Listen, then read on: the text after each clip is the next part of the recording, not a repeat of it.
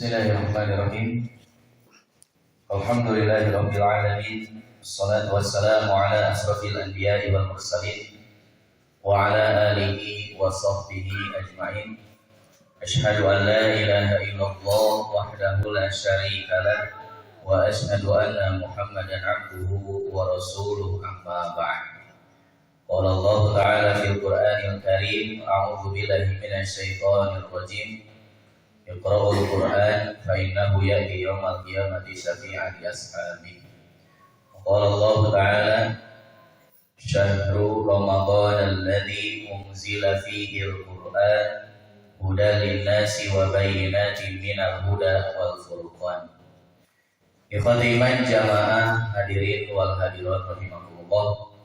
Alhamdulillah di hari kedua bulan Ramadan kita masih diberikan kesehatan, kesempatan, juga kemampuan dalam memenuhi kewajiban yang diperintahkan oleh Allah Subhanahu wa Ta'ala yang menjadi ketetapan setiap tahunnya pada bulan Ramadan, yaitu ibadah siang. Mudah-mudahan ibadah kita senantiasa diterima oleh Allah Subhanahu wa Ta'ala dan kesuksesan bagi orang yang menggapai keberkahan bulan Ramadan itu akan terpancar, bukan hanya semangat di awal saja, tapi dia akan terus berjuang sampai akhir Ramadan. Ikhwatiman jamaah hadirin rahimakumullah, alhamdulillah kita mengawali kajian di bulan Ramadan ini yang seperti biasanya di pada maghrib, tapi qadarullah digeser untuk di waktu yang berbeda, yaitu pada subuh Ahad pertama. Sebagaimana poster yang sudah dibuat, kita akan melanjutkan bahasan berkaitan dengan tafsir. Dan kemarin kita sudah membahas tafsir Al-Falaq, baru sampai ke asbabun nuzulnya. Jadi baru sampai ke asbabun nuzul. Tapi untuk tidak mengurangi semangat kita, mari kita coba baca kembali surat Al-Falaq di juz 30 ini, yang insya Allah ibu dan bapak semuanya sudah hafal. Nah, tinggal mengikuti saja, saya dulu kemudian ibu bapak. A'udzu billahi minasy syaithanir rajim. A'udzu billahi minasy syaithanir rajim. Bismillahirrahmanirrahim. Bismillahirrahmanirrahim. Qul a'udzu birabbil falaq. Qul a'udzu birabbil falaq. Min syarri ma khalaq. Wa min syarri ghasiqin idza waqab. Wa min syarri ghasiqin idza waqab. Wa min syarri naffatsati fil 'uqad. Wa min syarri naffatsati fil 'uqad. Awas, jangan lupa di sana ada bertasydid, kita hadam terlebih dahulu. Wa min syarrin naffatsati fil 'uqad. Wa min syarrin naffatsati fil 'uqad. Wa min syarri hasidin idza hasad. Wa min syarri hasidin idza hasad. Ya, alhamdulillah kita sudah membacakan surat Al-Falaq ayat pertama sampai ayat kelima. Mudah-mudahan setiap huruf yang kita baca bisa menjadi kebaikan, dan Allah Subhanahu wa Ta'ala lipatkan setiap hurufnya menjadi 10 kebaikan. Itu tercatat di bulan-bulan yang lain. Ketika kita membaca di bulan Ramadan, maka insya Allah kebaikan itu akan lebih lagi dan lebih besar lagi oleh Allah Subhanahu wa Ta'ala pencatatannya. Di dalam surat Al-Baqarah ayat 185, Allah Subhanahu wa Ta'ala menyampaikan bahwa di bulan Ramadan itu diturunkannya Al-Qur'an. Kemudian pada tanggal berapa Al-Quran diturunkan? Nah, ini yang menjadi polemik di antara umat muslim, ya Pak ya. Jadi berkaitan dengan tanggal turunnya Al-Quran itu berbeda-beda. Ada yang mengatakan 17, ada yang mengatakan 24, ada yang mengatakan kalau kita lihat nanti di surat Al-Qadar itu pada waktu Qadar. Tapi kalau dikaitkan dengan tanggal 17 tidak sinkron berarti. Karena surat Al-Qadar Lailatul Qadar itu ketika 10 hari terakhir. Kalau 17 sudah masuk belum Lailatul Qadarnya?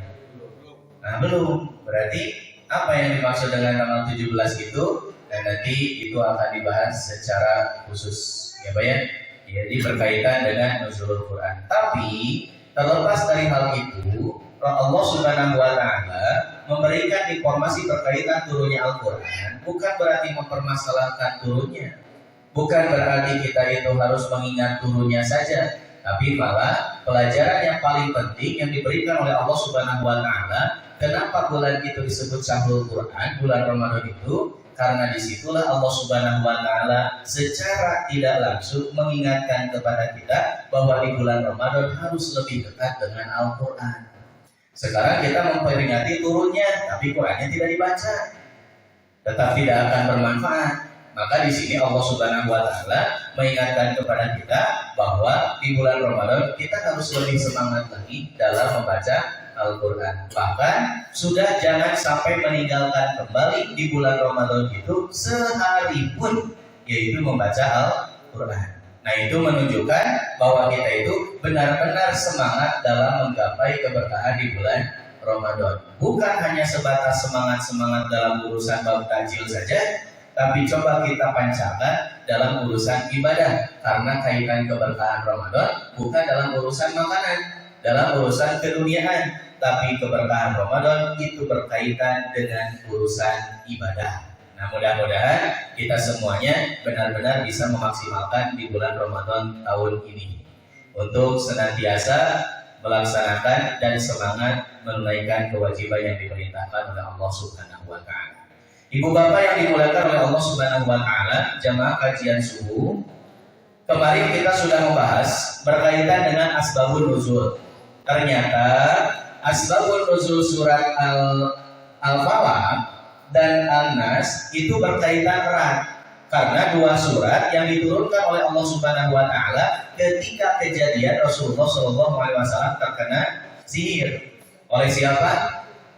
Disihirnya itu oleh orang Yahudi yang bernama Labid bin Asim.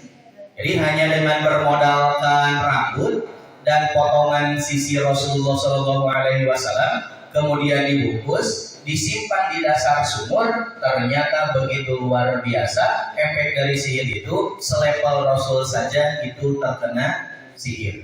Tapi kita akan lihat apakah sihir itu benar-benar dahsyat sehebat itu, ataukah sihir itu tesakumaha gitu kan. Malah yang menjadi pelajaran penting untuk kita, ternyata sihir itu efeknya tidak ada apa-apanya, Pak. Sihir itu sangat kecil sekali gitu. Jadi tidak perlu kita takutkan. Kenapa? Karena sesuai yang kita baca kemarin atau yang kita sudah bahas kemarin, hanya Allah Subhanahu wa taala dengan menurunkan dua surat yang pendek saja atau seayat sihirnya gitu. Berarti sihir itu sangat ringan dan tidak ada sama sekali hebat-hebatnya gitu, Pak. Jadi sihir itu biasa, hanya dengan dua surat yang pendek saja itu langsung hilang. Nah, maka menjadi pelajaran penting bagi kita ketika kita ingin terhindar dari segala hal yang tidak diinginkan oleh kita, keburukan-keburukan makhluk Allah Subhanahu wa taala, maka dengan membiasakan membaca surat Al-Mu'awwidhatain, yaitu dua surat untuk meminta perlindungan kepada Allah, insya Allah dengan cara membaca kedua surat ini kita akan terjaga dari hal-hal yang tidak kita inginkan. Baik, kita lanjutkan. Para ulama menjelaskan di dalam surat Al-Falaq ini, penjelasan kata menurut Abu Bakar Al-Jazairi di dalam kitab Aisarul Tafasir jilid keempat halaman 688.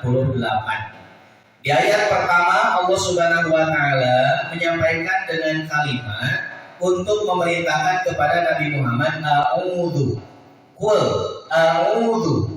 Nah, sebagaimana di dalam surat Anas dulu pernah kita sampaikan, kenapa Rasul masih mengatakan qul ketika Allah Subhanahu wa taala memerintahkan kepada Nabi Muhammad qul, tapi Nabi Muhammad juga tetap menyampaikan qul, bahwa di sini Nabi Muhammad menjaga kalimat-kalimat Al-Qur'an yang disampaikan oleh Allah Subhanahu wa taala apa adanya disampaikan gitu. Jadi itu Nabi Muhammad hanya menyampaikan perintahnya saja, tidak gitu. Dulu pernah kita memberikan ilustrasi atau contoh. Nalika urang miwarang kamulang kalih jangan meserkeun uyah. Nah, nalika angkat ka warung kan tidak disampaikan.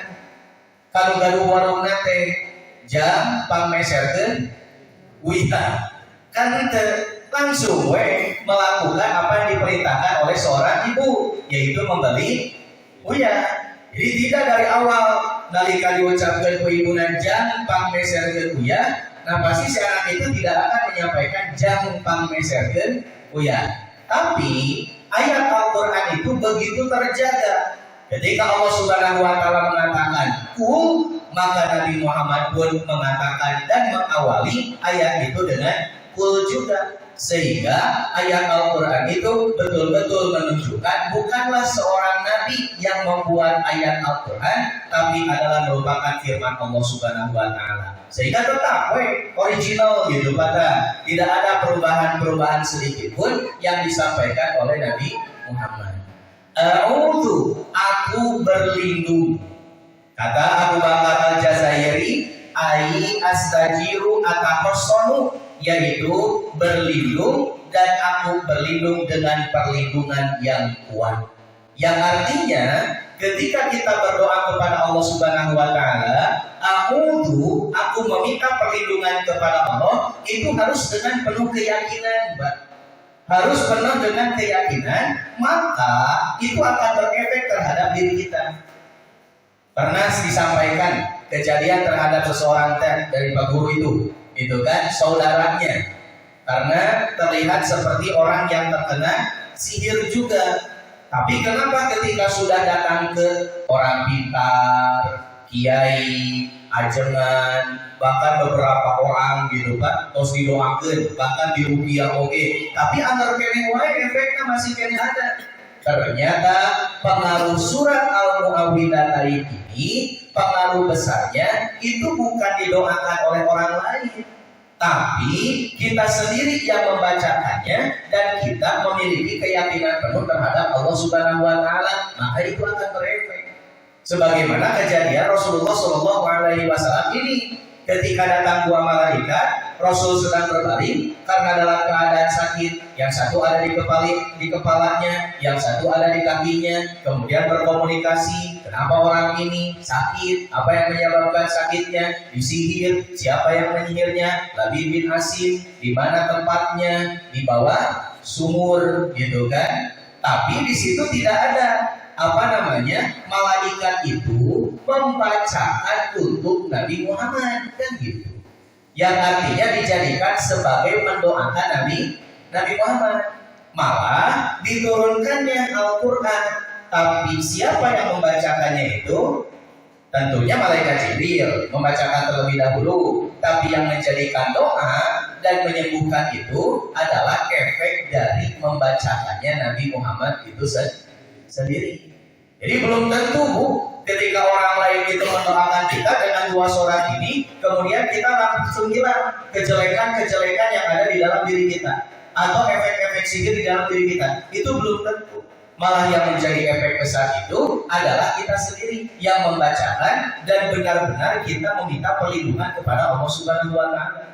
Jadi kalau kita hanya membaca qul a'udzu birabbin nas, malikin nas, ilahin nas, min syarri waswasil khannas, alladzi yuwaswisu fi sudurin nas, minal jinnati wan nas, tanpa mengetahui mana yang sebenarnya di dalam ayat tersebut atau di dalam surat tersebut, dan tidak ada keyakinan di dalam diri kita, itu pun tidak akan berefek. Jadi ketika kita meminta perlindungan kepada Allah itu atas dengan benar-benar kita meyakini kepada Allah Subhanahu wa taala. Nah, maka ketika ada orang yang terlihat seperti itu, Bu, saudara kita yang seperti itu, ketika memang ternyata sudah datang hadir, sudah datang itu, terus kau usah hikam, sudah kamar gitu kene efek nanti tidak berubah, maka kita lihat pribadi dalam keadaan dirinya sehari-hari ibadah ke Allah, sholat ke Allah, baca Quran ke Allah, bade sakuma sakti nan eta kiai, tapi kalau dirinya tidak pernah melaksanakan ibadah kepada Allah Subhanahu wa taala, pasti tidak akan ada perubahan. Begitu. Dan terkadang kita kan bersikap seperti itu, sedikit-sedikit ingin dirupiah. Gitu kan? Ayam orang kali bodoh oyong dirupiah. Baca teu teh cenah aya cing bodohan cenah dirina teh. Ari oyong pintar mah ya gitu jin teh jalankeun ka uing duduk atuh kan. Nah, karena kebodohan itu bukan karena jin. Ya mungkin lihat pribadinya belajar tidak gitu. Termasuk kita sendiri ketika kita ingin pintar tidak perlu menyalahkan siapa-siapa, malah evaluasi terhadap diri kita. Nah, ketika kita merasa banyak yang terganggu, apa yang menjadi sebabnya? Tinggal dilihat. Apakah kita sudah benar-benar taat kepada Allah, senantiasa melaksanakan kewajibannya, atau ternyata masih senang meninggalkan kewajiban yang diperintahkan oleh Allah. Nah, itu yang menjadi sebabnya gitu. Enak kusimpurin didoakeun surat segala lebih surat di Al-Qur'an teh untuk diruqyah begitu ka wowoan eta gitu kan. Nu diruqyah misal. Tapi setelah itu ternyata di rumahnya tidak pernah sholat, tidak pernah beribadah, ya tetap tidak akan berpengaruh sama sekali. Karena yang berpengaruh besar itu ketika kita benar-benar membacakannya sendiri, menjadikan ruqyah pribadi dan benar-benar penuh keyakinan kepada Allah Subhanahu wa taala. Kemudian di dalam surat Al-Falaq ada kalimat al-falaku. Al-falaku menurut ulama tafsir Abu Bakar Al-Jazairi, yang dimaksud dengan al-falaku yaitu as-subhu, yaitu pagi hari atau cahaya pagi. Ternyata kita lihat banyak sekali pendapat para ulama berkaitan dengan makna al-falaq. Kurang lebih ada sekitar 6 pendapat berkaitan dengan kalimat al-falaq itu atau kata al-falaq. Yang pertama, yang dimaksud dengan al-falaq itu adalah annahu as-subhu, artinya adalah pagi hari. Sebagaimana yang diriwayatkan oleh Al-Aufi dari Ibnu Abbas. Wa yuqalu hadza abyanu min falaqis subhi wa fariqis subhi. Dan dikatakan juga bahwa makna ini lebih jelas daripada saat pagi hari terbelah dan terpisah. Karena nanti ada makna al-falaq itu adalah terbelah, gitu, terpisah gitu. Nah, maka di pendapat pertama menyebutkan bahwa al-falaq itu artinya as-subuh. Kemudian yang kedua berpendapat yang dimaksud dengan al-falaq itu annahu khalqu, bahwa itu adalah merupakan makhluk ciptaan Allah Subhanahu wa taala. Sehingga kalau kita lihat di dalam kalimat suratnya itu qul a'udzu birabbil falaq, aku berlindung kepada Rabb al-falaq. Di sini menjelaskan bahwa Rabb al-falaq itu adalah Allah yang menguasai segala makhluknya, baik itu manusia, hewan, sesuatu yang tidak terlihat, itu merupakan makhluk Allah Subhanahu wa taala.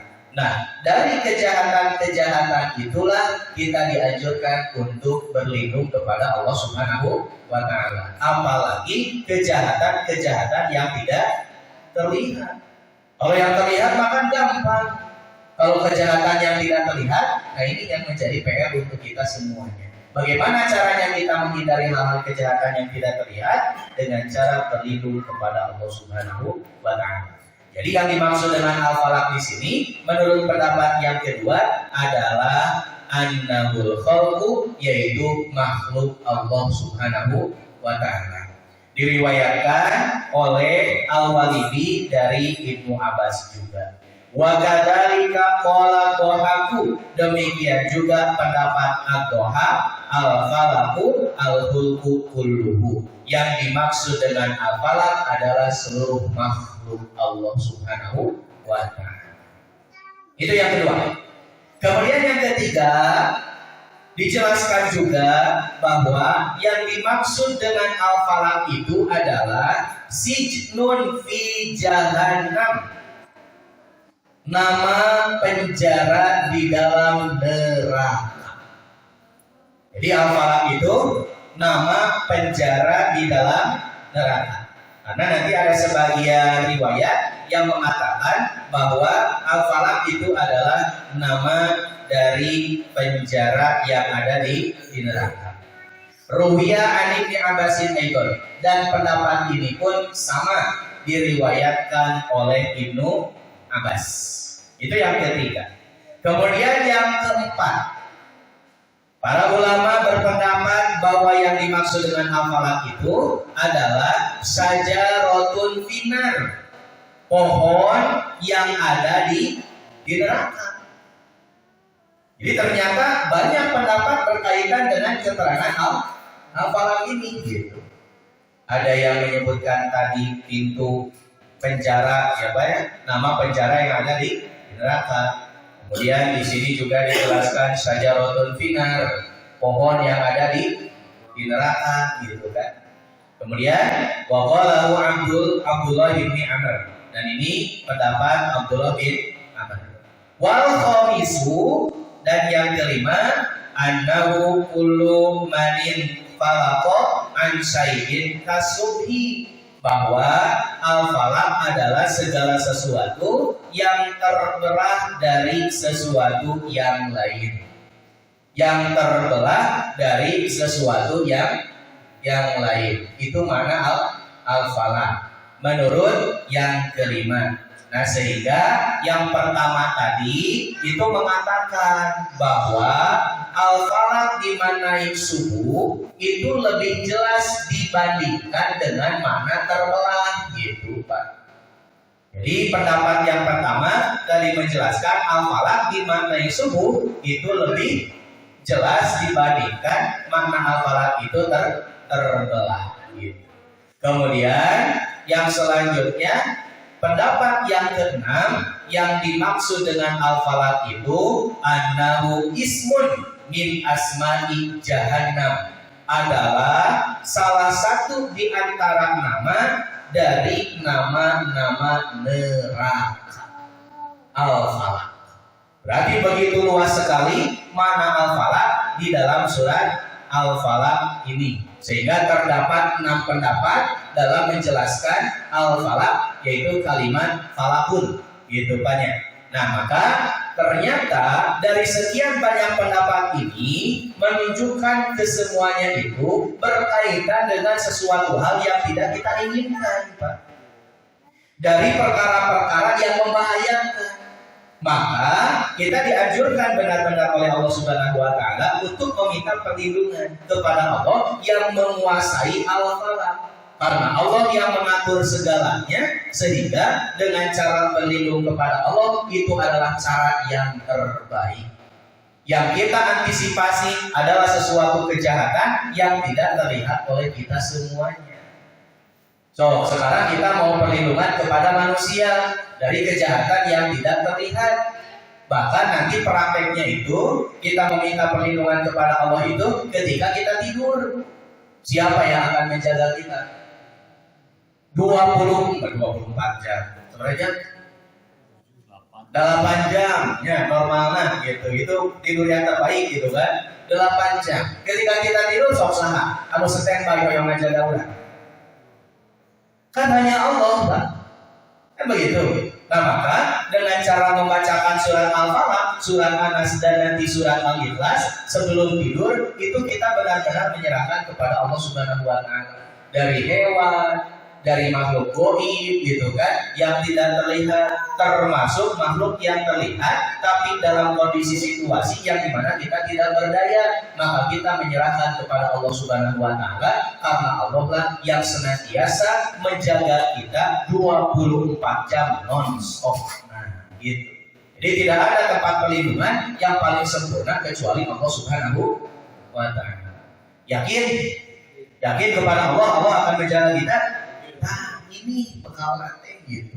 Jadi dengan penuh keyakinan inilah dua surat ini akan berpengaruh terhadap diri. Kalau tidak ada keyakinan, susah boy. Makanya Pak Punten ya, ketika kita membaca Al-Quran seperti tadi, dengan tahsinnya, dengan tajwidnya, itu salah satu bentuk kita menikmati ayat-ayat Allah Subhanahu wa taala. Tapi kalau kita tidak memperhatikan setiap tanda-tanda atau not-not dalam bacaan Al-Quran, kita tidak akan pernah menikmati ayat-ayat Allah Subhanahu wa taala. Makanya punten, insya Allah nanti setiap kajian tafsir sedikitnya kita akan membahas berkaitan dengan bab tafsirnya, karena ini sangat penting untuk kita dan mungkin menjadi evaluasi diri kita. Kenapa ketika kita selama ini membaca Al-Quran menit kerasa acan gitu, Pak, baca Quran gitu. Asa angaroi gitu kan, seperti itu.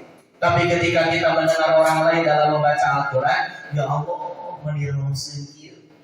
Contoh di dalam Ramadan ini ada Hafid Cilik, kan barangkali aku ahli nih, usianya juga baru beberapa tahun tapi hafalannya luar biasa, 30 juz, usia 8 tahun, 12 tahun, ada yang 25 juz, ada yang 15 juz.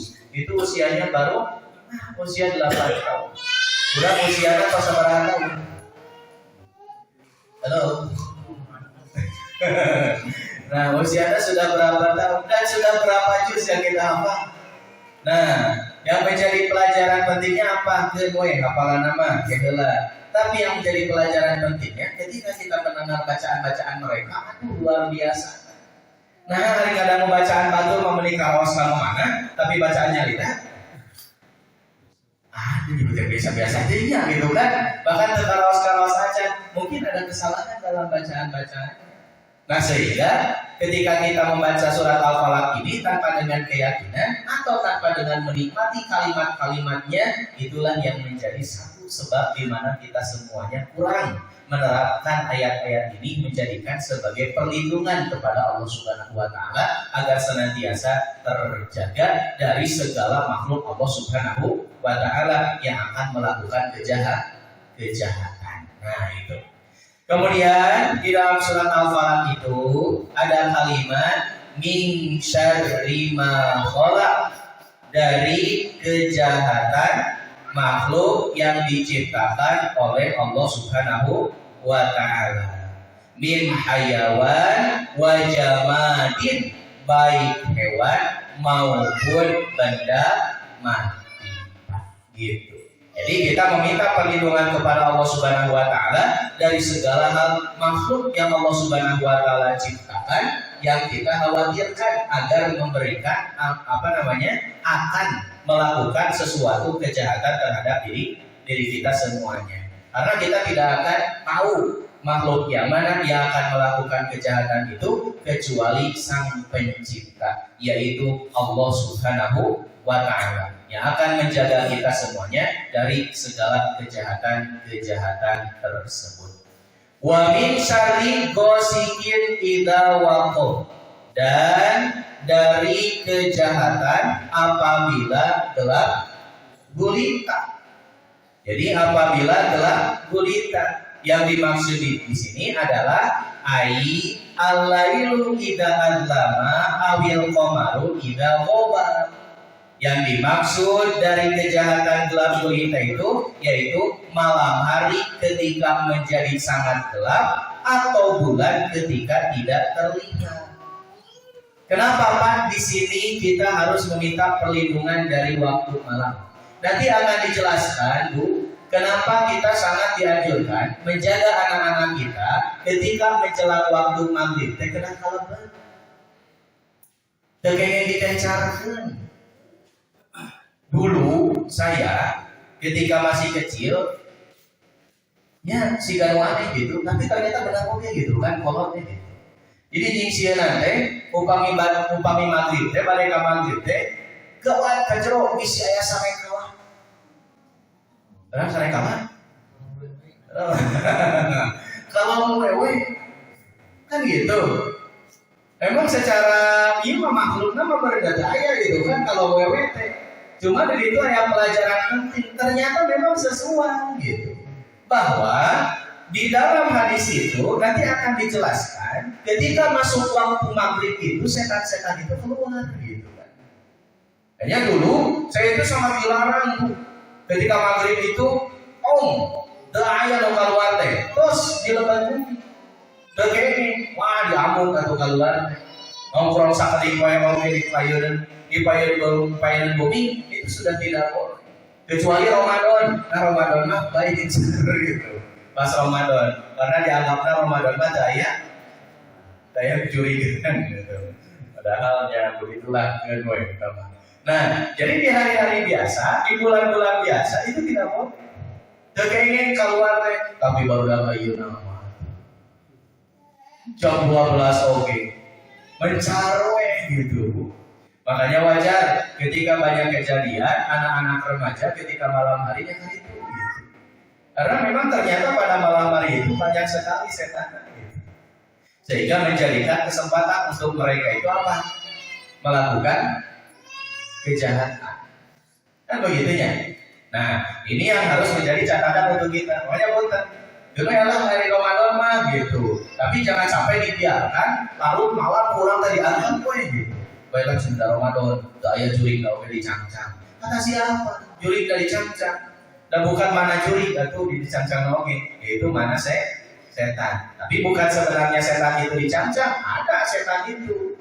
Malah ketika kita lalai dalam memperhatikan anak kita ketika main di waktu malam, itu yang menjadi kekhawatiran kita semuanya. Boleh silahkan mangawai di bulan Ramadan mah kirwain gitu kan, selama maghrib kemudian isya taraweh sok gitu. Tapi setelah itu kembali lagi ke rumah. Tapi di luar Ramadan, nah pokoknya kita harus memberikan aturan. Kecuali memang ada kepentingan itu tidak mengapa. Tapi kalau hanya sebatas bermain-main saja, cobalah kita untuk memberikan pendidikan yang terbaik, karena itu anjuran Rasulullah SAW agar kita terlindung dari segala hal kejahatan di waktu malam. Terus kan kampung rumah gitu kan orangnya, kan begitu. Jadi sampai di kampung itu kan sepi maghrib gitu kan, nih gitu kan. Anak-anaknya tuh percaya gitu kan pada maghrib sudah di lautan bumi gitu. Begitu. Nah karena ternyata memang betul bahwa di waktu-waktu malam itu di mana setan-setan itu keluar. Kemudian ada juga kalimat an-nafasatu ai as-sawahirul lati yanfisna, yaitu para tukang sihir yang meniupkan mantra atau sihirnya. Berarti ayat apa? Tukang sihir?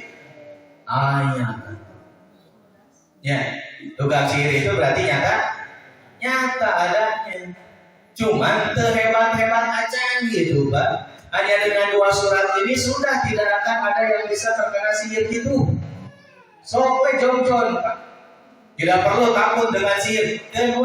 Karena Allah Subhanahu wa Ta'ala sudah memberikan cara solusi yang terbaik, yaitu dengan cara membaca 2 surat ini sebagai al-mu'awwidhatain untuk meminta perlindungan kepada Allah Subhanahu wa Ta'ala. So, di antara saudara kita yang terlihat oleh kita seperti orang yang tersihir sahab, berikan solusi ini. Baca surat 2 surat ini, yaitu Al-Falaq dan An-Nas. Tapi syaratnya harus benar-benar penuh keyakinan dan jangan sampai melalaikan setiap kewajiban yang diberitakan oleh Allah. Itu catatannya. Ayeuna dibaca unggal dinten anak jeung Al-Falaq hari salat. Dibaca unggal dinten anak Al-Falaq hari ngaji. Nah, berpengaruh mual. Mual we agar begitu. Meskipun setiap waktu membaca kedua surat ini yang tidak akan berpengaruh. Karena modal keyakinan itu, karena kita benar-benar taat kepada Allah, itulah modal keyakinan kita. Sehingga berefek insya Allah. Kemudian di dalam surat Al-Falaq ada kalimat fil muqadi. ai fil muqadillati yaqidnaha, yaitu pada ikatan atau simpul yang mereka buat. Jadi efek dari sihir itu Pak, ketika mereka membuat simpul atau bahan-bahan dari sebagian barang kita, kemudian mereka bungkus dijadikan bahan untuk menyihir. Dari setiap ikatan itu, dengan membaca kedua surat ini, maka ikatan itu akan terlepas. Begitu. Nah, kemudian apakah benar kita bisa mengetahui ketika ada seseorang yang melakukan hal yang seperti itu, di mana barang itu disimpan? Sepertinya untuk kita cukup sulit mengetahui di mana barang itu disimpan. Kalau memang terjadi ada kejadian, ada orang yang ingin berusaha menyihir kita semuanya. Kenapa bisa? Karena kita tidak terbimbing oleh wahyu. Atau tidak akan ada orang yang memberikan informasi. Sebagaimana Rasulullah SAW itu diutus oleh Allah Subhanahu Wa Taala 2 malaikat yang menginformasikan di mana tempat sihir itu disimpan. Wajar Rasul tahu karena itu merupakan wahyu dari Allah Subhanahu Wa Taala, sehingga oleh Rasul langsung bisa dibongkar dan bisa dipecahkan. Tapi kalau kita kan keterbatasan untuk mengetahui di mana lokasi tempat benda itu, maka dengan cara meminta seperti inilah semuanya kita meminta kepada Allah untuk diselesaikan. Tapi kalau kita lihat di film-film itu banyak jaringannya bahwa ditemukan tiba-tiba di belakang rumah, di depan rumah digali gitu kan. Dan bagaimana cara bisa tahunya? Seperti itu. Ada yang pernah kejadian di rumahnya yang menemukan satu benda, tiba-tiba tahu gitu kan lokasinya di mana. Ayah Nukantos, halo. Nah, jadi tidak perlu khawatir. Karena sihir mah aduh cemen. Kedua surat ini jadi hilang. Begitu. Tenang saja. Karena Allah Subhanahu Wa Taala sudah memberikan solusinya. Kemudian yang selanjutnya, hasidun idza hasada ai idza adhara hasadahu wa a'malahu. Ketika seorang menunjukkan rasa iri hatinya dan melakukan perbuatan yang terkait dengan iri hatinya tersebut. Nah, yang dimaksud adalah penyakit ain. Nah, ini yang harus kita antisipasi dan jaga. Jadi ketika ada orang yang masuk terhadap kita, awatos pilih efeknya ayat orang. Awalnya kan dari melihat, Bu. Awalnya dina melihat. Ketika kita sedang bahagia, orang lain mah belum tentu melihat kebahagiaan kita, mereka itu sama bahagianya. Tapi bisa jadi ketika kita bahagia, marane nama kumaha carana kalau ngintip kebahagiaan orang. Nah, itu yang harus kita khawatirkan. Makanya punten dalam urusan dan godaan kita pada waktu sekarang ini, yaitu media sosial. Murah kali orang kedah leres-leres dijaga. Jangan mudah untuk kita upload jeprek-jeprek begitu. Sekarang ketika ada seseorang yang melahirkan, orang lain melihat kita, belum tentu mereka juga senang dengan kebahagiaan kita, karena kita diberikan rezeki oleh Allah Subhanahu Wa Taala. Sehingga ada orang yang tidak senang, kemudian di dalam hatinya ada hal-hal yang jelek. Nah, berefek, ke orang kali. Nah, itu yang kita khawatirkan. Makanya di dalam doa, anak yang baru lahir itu u'idu bikalimatillahi tamah min kulli syaitoni wahama wa min kulli ainin lama. Itu doa untuk anak yang baru lahir. Coba kita lihat kalimat akhir yang Rasulullah SAW bacakan, min ainin lama. Di terjemahan doa itu adalah dari segala penyakit. Jadi kita meminta perlindungan kepada Allah terhadap anak ini dari segala penyakit. Padahal yang dimaksud dengan ain itu artinya adalah mata. Ainun itu kan artinya mata. Tapi kenapa diterjemahkan dari segala penyakit? Dan di sini menjadi pendidikan yang paling penting, pelajaran yang paling penting untuk kita, bahwa segala kejelekan itu sumbernya awalnya di musoja. Kan mata dulu itu turun ke hati, itulah cinta. Kalau cinta, tuh mau kami kejelekan kan begitu. Sama dari mata turun ke hati, cuma hatinya kotor gitu. Yaitu orang-orang yang hasud. Bahkan apalagi ketika mereka melakukan niat mereka untuk melakukan kejelekan ke orang. Dengan cara apa? Yaitu dengan berbagai macam cara untuk menghilangkan kebahagiaan orang sadaya. Tetangga orang diuji ku tetangga gitu kan. Aya we podol nanti podoli gitu. Podol naon? Podol naon gitu kan. Nah itu kan salah satu perbuatan yang menunjukkan kehasudan mereka. Nah dari hal yang seperti itulah kita meminta perlindungan kepada Allah Subhanahu wa Ta'ala. Padahal kita merasa orang itu tengah lakukan naon gitu kan. Tidak pernah melakukan kejelekan terhadap dirinya, tapi oleh Allah Subhanahu wa Ta'ala begitu diujinya dengan orang yang terdekat, yaitu orang yang ada di sekitar kita semuanya. Maka itu kan di luar kemampuan orang itu. Di luar kemampuan kita. Dengan cara meminta Allah penciptanya, mudah-mudahan dengan berdoa ini Allah Subhanahu wa Ta'ala memberikan kesadaran kepadanya. Nah inilah yang harus kita antisipasi, yaitu dari orang-orang yang hasud dan ketika mereka melakukan niat hasud itu. Kumaha we carana gitu kan supaya si eta teu bahagia. Kumaha we carana supaya eta teu senang, menghilangkan kesenangan dirinya.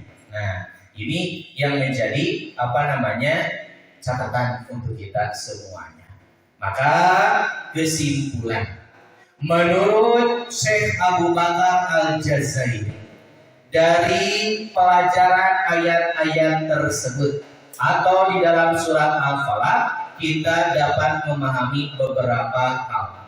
Yang pertama, wujubut ta'awudi billahi wal isti'adati bijanabihi ta'ala. Wajibnya meminta perlindungan kepada Allah dan berlindung kepadanya dari segala sesuatu yang menakutkan. Min kulli makhufin, dari sesuatu segala yang menakutkan. Wajib meminta perlindungan kepada Allah Subhanahu wa Ta'ala. Kalau mau meminta perlindungan kepada Allah, catatanku berarti kita harus benar-benar meminta perlindungan ke Allah. Kekengin meminta perlindungan kepada selain Allah Subhanahu wa Ta'ala. Dan Allah yang menjadi utama untuk kita semuanya dalam hal yang di luar kemampuan manusia. Kan gitu. Jadi ketika kita berdoa kepada Allah, berdoalah murnikan kepada Allah Subhanahu wa Ta'ala. Kalau kita meminta kepada Allah, mintalah kepada Allah Subhanahu wa Ta'ala saja, jangan sampai menyertai hal-hal yang ternyata membuat Allah itu tidak senang. Misal, engkau meminta perlindungan kepada Allah, tapi masih kreditnya kuat, jimat. Kapungkur, ayam orang kali anu ngomong kalungnya, gitu. Nah, itu namanya apa? Isim itu namanya, pengen ngomong kotaknya. Itu. Nah tujuannya untuk apa itu? Untuk melindungi kan? Nah itu kan kesyirikan ya. Tolak bala gitu. Nah nanti akan dijelaskan apakah bala itu bisa ditolak atau tidak. Ya. Nah jadi ada anak-anak yang pakai kalung di kayak nungguin jadinya kayak kotak. Nah tujuannya kan untuk melindungi anak-anak gitu. Nah itu kesyirikan itu. Oke. Jadi kalau kita mau meminta perlindungan kepada Allah, mintalah dengan sebenar-benar kepada Allah Subhanahu wa Ta'ala. Murni ke Allah Subhanahu wa Ta'ala betul. Jangan sampai menyertakan satu hal yang ternyata membuat Allah cemburu. Anu kawin nang urang teh benda ieu teh hoyong melindungi anak urang, ari pek karena Allah tidak ridho, akhirnya maka Allah tidak dilindungi, eta benda tidak berfungsi sama sekali. Karena semua itu adalah ciptaan Allah Subhanahu wa Ta'ala. Kemudian la yaqdirul mar'u ala daf'ihi li khafaihi aw adamil qudrati alaihi, yang tidak dapat diatasi oleh manusia karena sembunyi atau tidak dapat dijangkau. Maka harus benar-benar meminta perlindungan kepada Allah Subhanahu wa taala. Yang kedua, tahrimun nafsi fil uqadi, haramnya meniup pada simpul. Idza huwa minasihri, karena itu termasuk sihir. Nah, tadi keninggal Pak, upami si ibu juga bungkus. Baru ditiup, nah langsung sudah bisi nyinyir batur gitu. Nah, ini dengan niat yang memang sihir ya, dengan niat sihir. Hari bio bungkus tenawan. Cuman kalau dengan niat menyihir orang lain, nah ini yang tidak boleh. Malah hukuman bagi orang yang menyihir itu wasihru kufrun wa budu sahiri korbatun bisaifi. Nah, jadi dan sihir adalah kekafiran, serta hukuman bagi tukang sihir adalah dipenggal dengan pedang, dipancung. Hukum penyihir itu kalau di Arab asli. Ketika ada informasi penyihir langsung ditangkap, dipancung, diurang, ditangkap, diurang. Jadi ajang menguji kesaktian. Kan seperti itu. Tapi kan dibuktikan ku pesulap merah. Kenapa pesulap merah, Bu? Ku pesulap merah eta buat kali tantang jawara-jawara nusok nyantet gitu. Di depan di hadapannya gitu. Ditojosan gitu. Ternyata tidak ada efek sama sekali. Dan ketika kita meyakini kepada Allah, ada mual dan tidak akan berfungsi gitu. Namun orang yakin mah. Nah itu yang rentan itu, yang memang kita juga minimal orang teh aya yakin di dalam perkara musibah itu. Jadi percaya gitu kan, gampang percaya gitu. Dan kita oke akan melemahkan orang teh gitu. Jadi urusan-urusan gitu mah gitu. Memang ada, tapi tidak perlu menjadi kekhawatiran. Tenang we, da urang mah Allah gitu kan. Seperti itu. Nah ini yang harus kita sadari. Kemudian yang ketiga yaitu tahrimul hasadi qatiyan wa huwa da'un khatirun jamalibna adama ala qatli akhihi jamala ikhwata yusufa alal kaidilahu. Haramnya memiliki sifat hasud secara mutlak. Karena hasud dapat penyakit adalah penyakit yang berbahaya, yang mendorong anak Adam untuk membunuh saudara. Kan upami tos nekat mah kan berbahaya Pak. Tos hasud melakukan gitu. Kan asalnya niat pukul atuh. Kumaha carana supaya terbahagia. Nah, yang paling bahaya adalah melakukan niat tersebut. Pokoknya caranya teh dengan cara sampai mencelakakan, membunuh. Nah, ini yang berbahaya. Makanya kita juga harus menghindari sifat hasud ini. Sebagaimana terhadap saudara-saudara Yusuf yang mencelakakan Nabi Yusuf. Karena hasud terhadap Yusuf itu kan diterlantarkan aku Yusuf teh. Dikanonkan sumurnya Tuhan temawat gitu kan dari bahkan menjadi orang yang terkenal gitu. Ketika dibawa ke kerajaan kan begitu. Kemudian yang selanjutnya yaitu al-ghibtu laisa minal hasadi li hadis sahih. Rasa bangga tidak sama dengan hasud. La hasada ila fisnataini idal muradu bihil itu. Sebagaimana disebutkan dalam hadis yang sahih, tidak ada hasud kecuali dalam dua hal, yaitu yang dimaksud adalah rasa bangga, senang, bahagia, itu tidak termasuk hasud. Nah demikianlah berkaitan dengan tafsir Al-Falaq yang begitu luar biasa. Allah Subhanahu wa taala memberikan solusi kepada kita semuanya, terhindar bukan hanya dari sihir saja, tapi dari berbagai macam hal kejahatan yang memungkinkan akan mencelakakan kita tanpa sepengetahuan kita semuanya. Siapapun itu, dimanapun itu, dalam kondisi apapun itu, makhluk yang terlihat ataupun makhluk yang tidak terlihat, hanya Allah lah yang menguasai segalanya.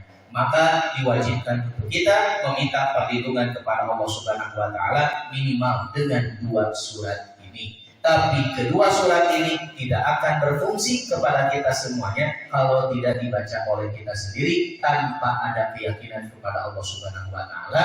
Dan bagi orang yang meninggalkan kewajiban-kewajiban Allah mual aya manfaat. Maka dari itu bukan hanya berbekalkan untuk membacanya saja atau menjadikan doanya saja, tapi bekali dulu terlebih dahulu keyakinan kita kepada Allah agar kita tidak pernah meninggalkan setiap kewajibannya, sehingga Allah Subhanahu wa taala benar-benar memberikan perlindungan kepada kita secara maksimal dari segala makhluk Allah yang akan berbuat kejahatan kepada kita semuanya.